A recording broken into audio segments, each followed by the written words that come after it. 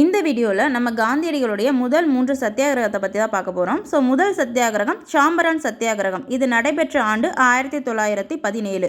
பீகார் மாநிலத்தில் இருக்கக்கூடிய சாம்பரான் பகுதியில் தான் பார்த்திங்கன்னா ஆங்கிலேயர்கள் விவசாயிகளை நீங்கள் இண்டிகோ பயிரிடணும் அப்படின்னு சொல்லிட்டு கட்டாயப்படுத்தினாங்க. இதனால் விவசாயிகள் கடும் நஷ்டத்தை சந்திக்க நேர்ந்தது. அந்த டைமில் பார்த்திங்கன்னா காந்திஜி சத்தியாகிரக போராட்டத்தை தொடங்குறாரு. அவரோட அந்த அமைதியான போராட்டத்தோட விளைவாக தான் பார்த்திங்கன்னா ஆங்கிலேய அரசு அந்த தீன் காதியா, அதாவது அந்த இண்டிகோ பயிரிடும் முறையை ரத்து செய்தது. இது இந்தியாவில் பார்த்திங்கன்னா காந்திஜியுடைய முதல் வெற்றிகரமான ஒரு சத்தியாகிரகம்.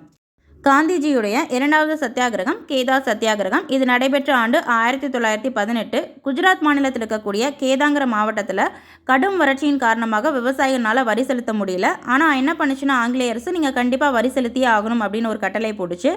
இதற்கு எதிராக பார்த்தீங்கன்னா காந்திஜியும் சர்தார் வல்லபாய் படேலும் இணைந்து சத்தியாகிரக போராட்டத்தை நடத்தினாங்க. இதன் விளைவாக அரசு பார்த்தீங்கன்னா வரி வசூலை தற்காலிகமாக நிறுத்துச்சு. காந்திஜியுடைய மூன்றாவது சத்தியாகிரக போராட்டம் அகமதாபாத் சத்தியாகிரகம். இது நடைபெற்ற ஆண்டு 1918.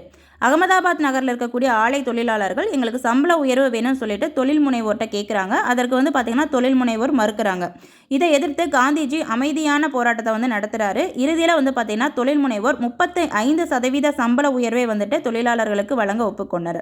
இந்த மாதிரி சம்பரான், கேதா மற்றும் அகமதாபாத் சத்தியாகிரகங்கள் மூலம் காந்திஜி பார்த்திங்கன்னா இந்திய மக்களுக்குள் அமைதி, உண்மை, அன்பு அப்படிங்கிற 3 சக்திகளே வலிமையை மக்களுக்குள்ளே உணர்த்தியிருக்காரு.